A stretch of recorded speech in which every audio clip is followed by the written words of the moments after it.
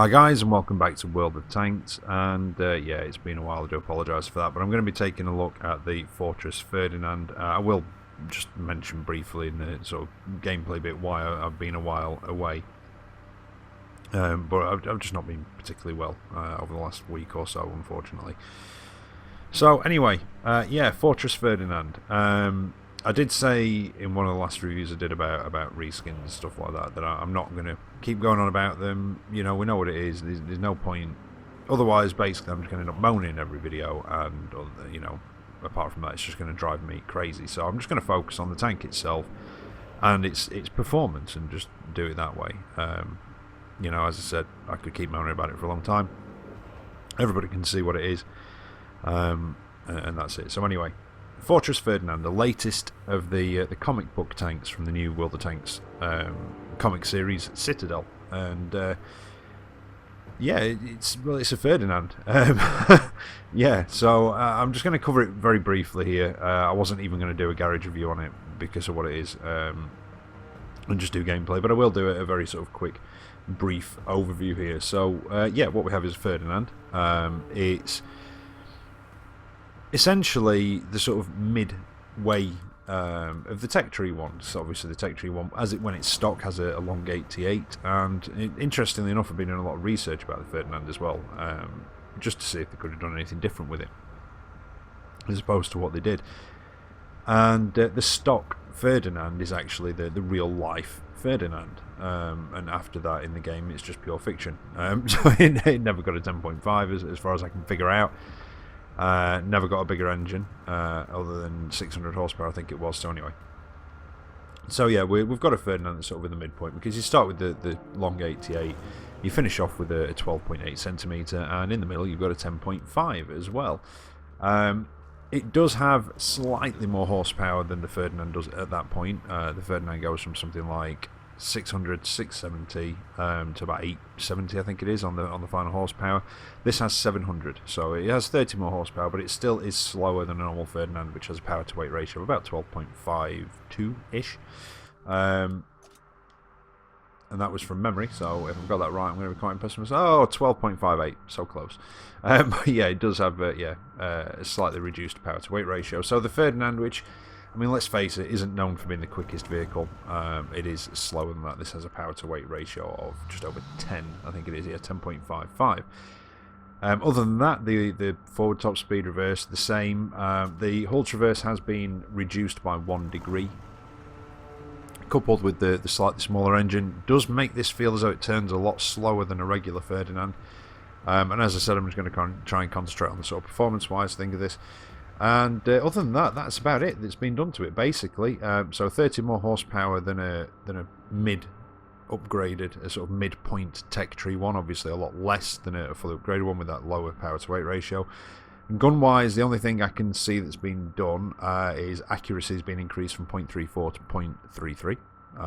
And obviously the penetration has been improved as well, because this is the 105, or the 10.5 centimetre. What I like to call or what I sort of call the short one, maybe, although I don't know if it is that short. But it's similar performance things. The short 105 you get on like the Tiger 2, etc.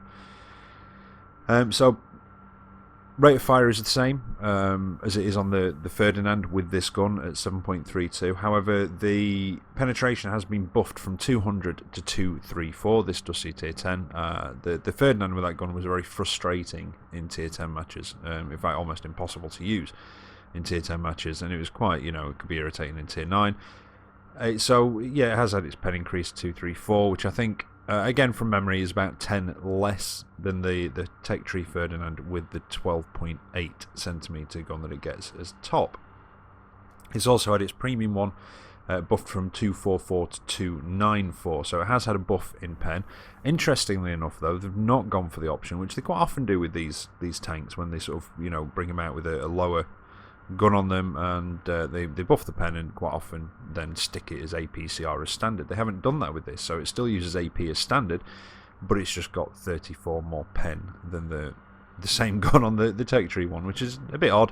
I would have thought they'd have gone for the APCR option to sort of explain away the enhanced penetration for this gun anyway, but they haven't, so there you go. So yeah, that's really it. So it's had a pen buff to both its standard and premium ammunition, and had a very, very slight accuracy increase. Now, aim time on this gun's always been good. It's 1.7 seconds, which it is on the Ferdinand, the Tech Tree Ferdinand, should I say. So it is a very good aim time on this gun. But yeah, that's it. View range is the same. Gun traverse, for what it's worth, is the same at 26 degrees. So yeah, and as I said, they've reduced the hull traverse by 1 degree, which does kind of make it feel a lot slower than the Tech Tree counterpart when it's traversing, even though it is only 1 degree. But as I said, it's probably coupled up with the engine thing as well. Armour wise, nothing has changed, which again is a bit disappointing. They've given it the moniker of Fortress Ferdinand.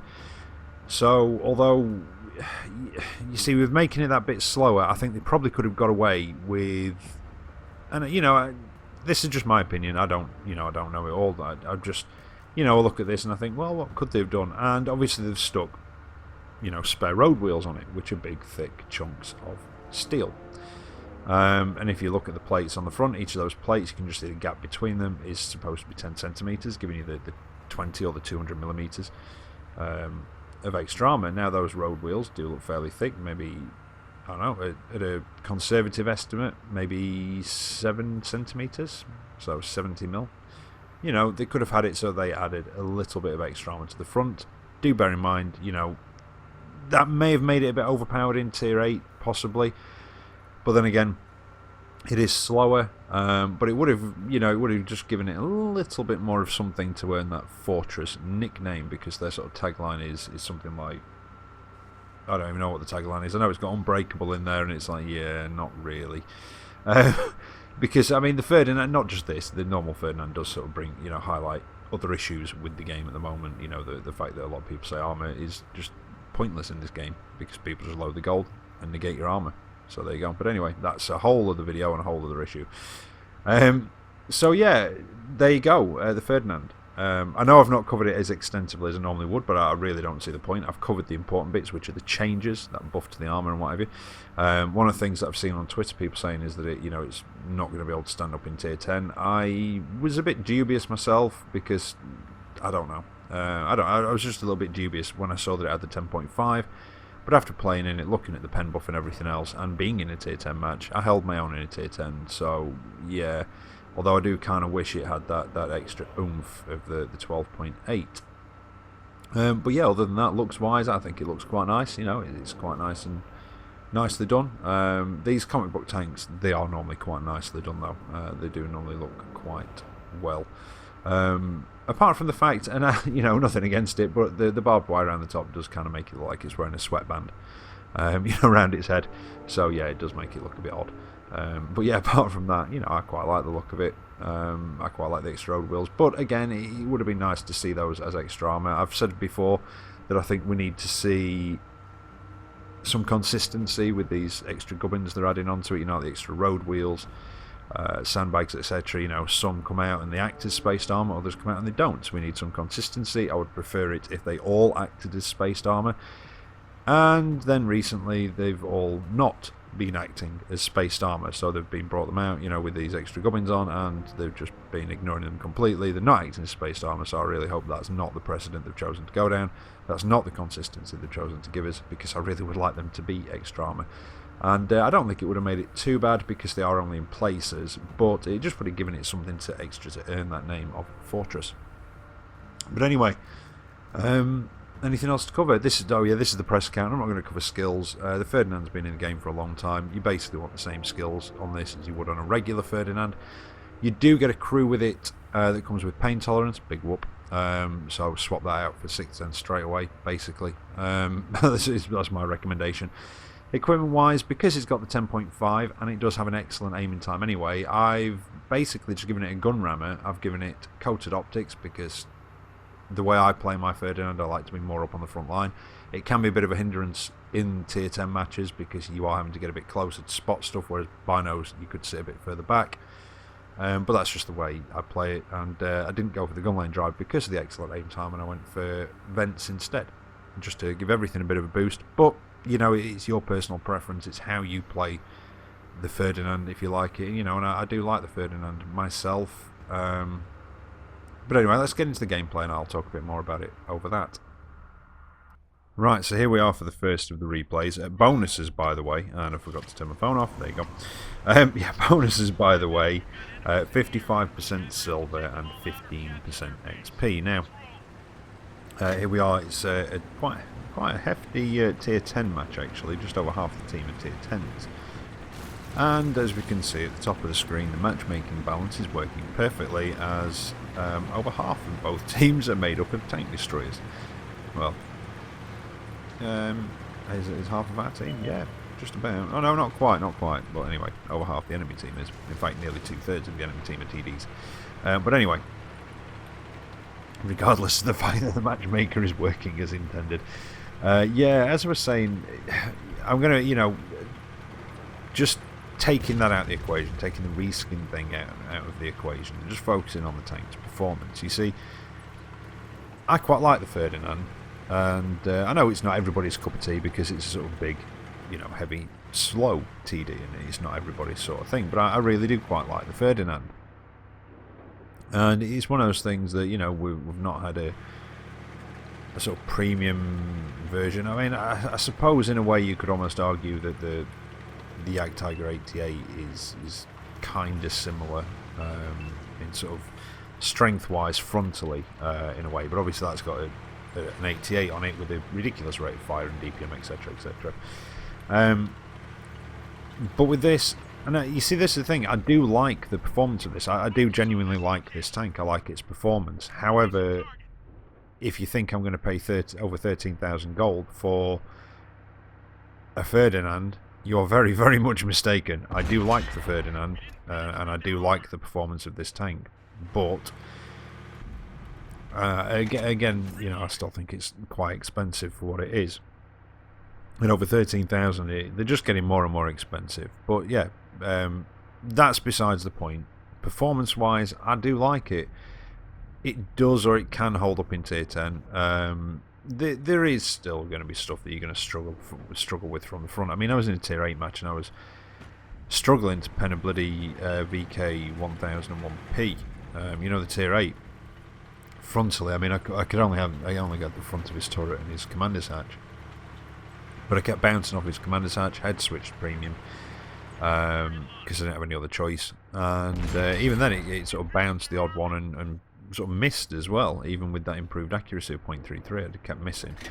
And this E100 was a bit of a pain to get through, but luckily I had his side at a couple of points, but yeah, it can be a bit of an issue. So you can see I've swapped to premium there. It's an E100 at the end of the day, and I'm a tier 8. But the extra pen on that 105 is very, very welcome. If it hadn't have got that, I would have said this needed premium matchmaking. As it is, it can manage and it can do its job. In a tier, in tier 10 and tier 9, it's not easy in a tier 10. But you can work it. But as I was saying, I mean, the 200mm of armor on the front of this thing is kind of negligible. In a tier 10, it is completely negligible. It is just negated. In a tier 10 match, I mean, any tier 10 shooting at you, they're going to pen, unless you get the angle right, or they're unlucky or whatever. But chances are you're just going to get penned. But even in tier 8 matches, the 200mm of armor that this thing boasts at the front, don't forget it's very flat. And 200mm of armor is nice and thick, but it's flat. So it generally is just 200mm, and a lot of tier 8s have a lot more than 200mm, or at least more than 212 or whatever. Which, if they get close enough, it's going to pen. Some of them have way more than that as well. So, I mean, again, armor-wise, it just performs how Ferdinand performs. There is no differences there or anything else. The power-to-weight ratio, I don't know. Like I say, it kind of feels as though it turns slower.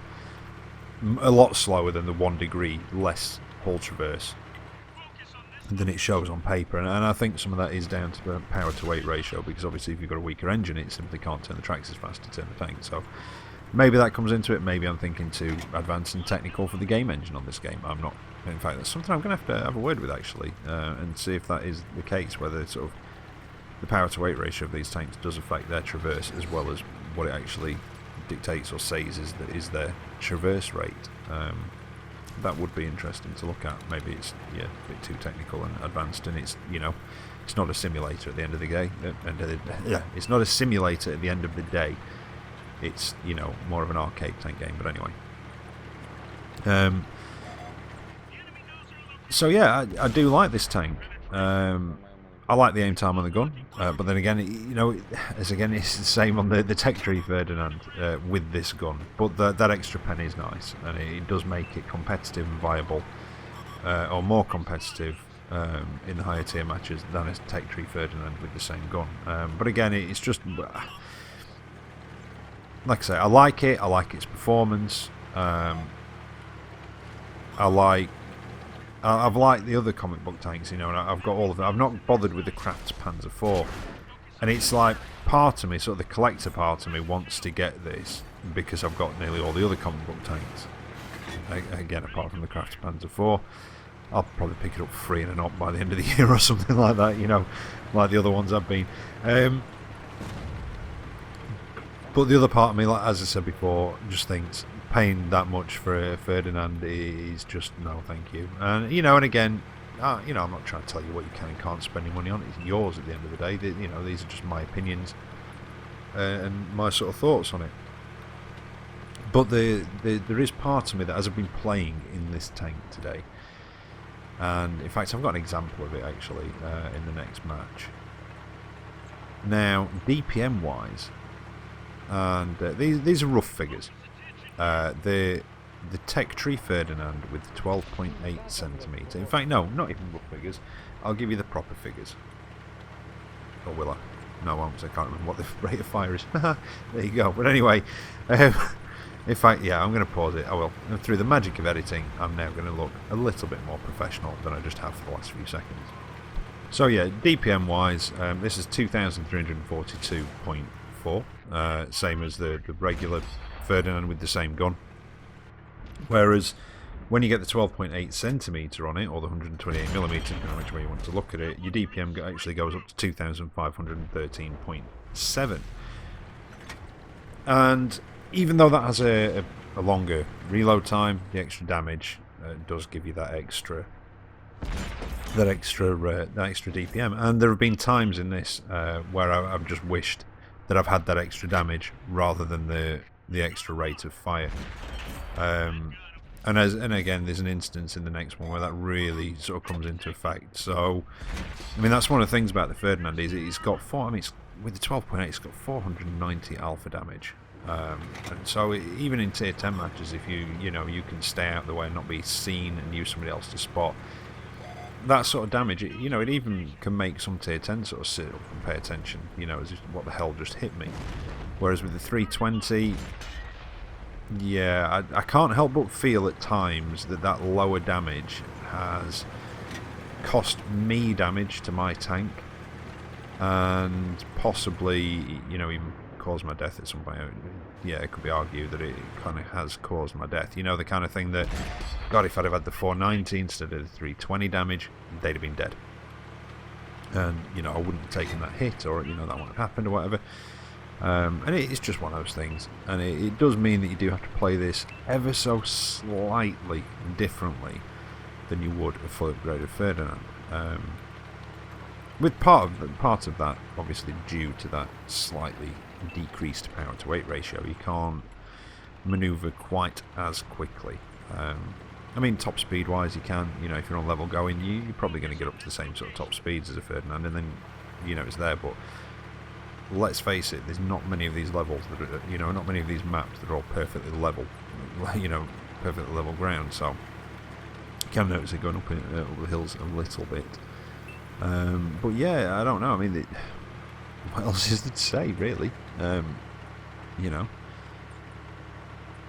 It's a Ferdy. It looks nice. It's a little bit slower than a normal Ferdy, and that's about it, really. But yeah, the extra pen on this gun, definitely worth it.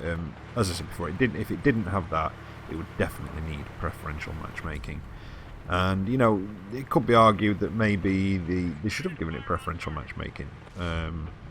Maybe not giving it quite as high a pen. But You are going to have to use more premium ammo in this, I would have said, than you would in a Tech Tree Ferdinand with the 128, because this does have 10 less pen on its standard ammo, which doesn't sound a lot, but that's the, that can be the difference between bouncing and penning something, especially in tier 10 matches. But I was quite pleased with that game. It wasn't the best damage or whatever, but it was a tier 8 in a fairly heavily tier 10 match. There weren't many tier 8s of us in there, so just under 2,000 damage and just over 1,000 assisted, and it put me at the top of the table, so I'm always happy with that. I'm not putting too much stock in the Ace Tanker, to be honest. It's the first day of release. I don't know how high they've set the bar, but they're generally not set particularly high on day one, and to be perfectly honest, I've not seen another one in a match yet. So it depends on how many people are actually playing in it, as to how that's going to do. Yeah, let's just mute your music. I don't want to hear it, thank you. So anyway, here we are for the second match. Tier 8 one this time, and funnily enough, actually, I think that tier 10 match might have been my second game in it, something like that. And it's one of those tanks that I've not had to really get used to it. I've had to adapt slightly for that lower alpha damage situations where I'd normally just get in there and yeah, I can take him out, one hit, bang, and I can, I might be able to afford to take one. I've had to think, oh, actually, is it going to take him out in one hit? No, it's going to take two. Maybe avoid trying to take it in between, that kind of thing. So you do have to adapt ever so slightly, but anybody who is used to driving the Ferdinand will be able to do that because they've obviously been using this gun or a very similar one, obviously not the pen that this has got, but they'll have been using that 10.5 through the Ferdinand at some point. So there is, as I said, that small, very small adaptation needed, but it is one of those tanks, you see. I mean, this is, I'm not trying to defend anybody or anything like that. I'm just trying to look a bit more on the positive side of things, because I have just got a bit, I've got fed up with hearing myself moan recently. So I suppose one of the positives is the fact that with it being a Ferdinand, a lot of people are going to be able, if they wanted to buy this, they're just going to be able to pick it up and play it without having to learn what it can and can't do, because they're used to it. The other side of that, the other positive side of that for people fighting against these, is that you're not going to have to sit and learn where all the weak spots are, because it's a Ferdinand, and you've been fighting against them, probably ever since you hit tier 6, you'll have started seeing Ferdinands. So, it's there. It's a familiar tank. People know where the weak spots are. People know how to use them. It's like slipping on an old pair of shoes in a way or something. But yeah, interesting. Oh, I digressed again. I'm really bad for that. Yeah, as I was saying before, interestingly enough, I think that tier 10 match was my second match in it, possibly. And in between that and this one, I had a few tier 8 matches where I was top tier. And I did better in the tier 10 than I did in the tier 8s. And I think there were points where I was feeling a little bit too cocky and a bit overconfident in it. And one of them, I definitely put myself in a bit of a bad situation. It wasn't a bad situation at first when I got there, but on retrospect, I probably shouldn't have gone there, because it did allow myself, or allow the enemy to put me into that bad situation. So yeah, probably shouldn't have allowed that. And a couple of others were just, unfortunately, I don't like blaming teams very often, but sometimes it is the team. Not particularly any individual, just the team just didn't work together, sort of thing. So yeah, I was quite pleased with this one, because this one did turn out to be quite a decent match. Now something keeps spotting me, I'm not entirely sure what. Let's try and sneak around on this Borsig. Got to be careful. He's got a lot of pen. He can get through my armour very easily. And as I said before, even though this does have 200mm of armour on the front, there is the argument that the kind of armour is, there's a lot of people saying that it don't matter how much armour your tank's got in this game, sometimes it's kind of pointless, because a lot of the time people will just, can't pen, and that's it, just swap to premium ammo. Which is why, and I know it sounds daft, it's why, in a way, it's nice to see somebody not doing that. He doesn't seem to have swapped to premium ammo. I am colourblind, so sometimes I don't quite catch the colour of the traces. But he's gone to get around me. He shot the front, didn't pen, went to move around me. Didn't just swap to premium ammo and start spamming it. Which is nice.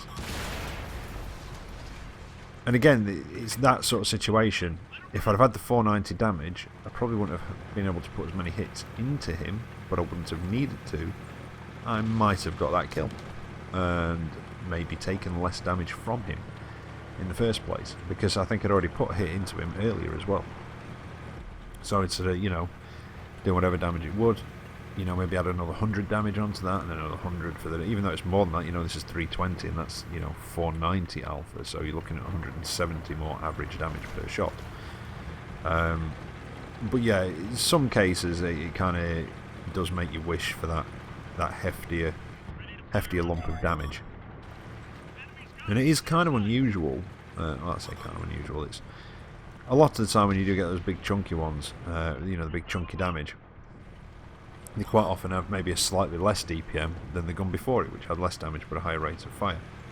Not all the time, but it, you know, it is something that you sort of observe occasionally, and you sort of trade off the DPM for a big whacking chunk of damage.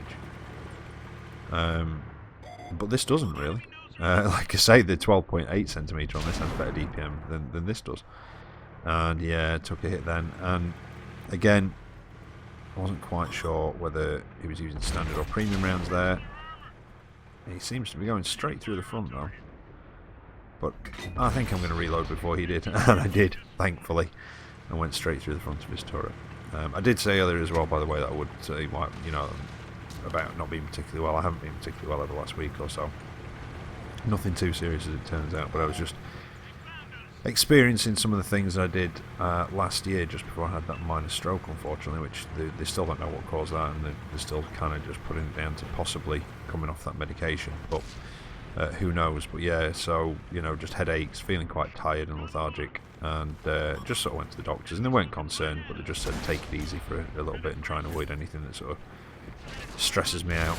Yeah, there we go. That was the point where I wished I'd have got that 490 damage, because if I had, I wouldn't have killed him, but those next hits that went into him would have done.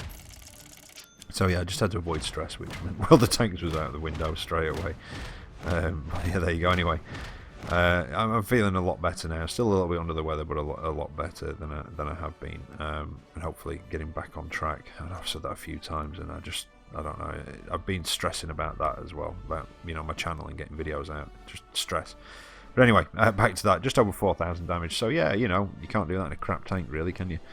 But they are the Fortress Ferdinand. It is what it is. You know, I've tried to focus, I know I've mentioned this sort of rescale element, but I've tried to just focus on its performance. And performance-wise, I kind of like it. Part of me at the back of my mind does kind of wish for that slightly higher alpha, but I'm happy enough with what they've done to the pen on the gun and the rate of fire. You just adapt ever so slightly to how you play it. And that's it. But as I said before, it's a familiar tank, it's a Ferdinand. People know how to take them down. People know how to play them. Most people, anyway.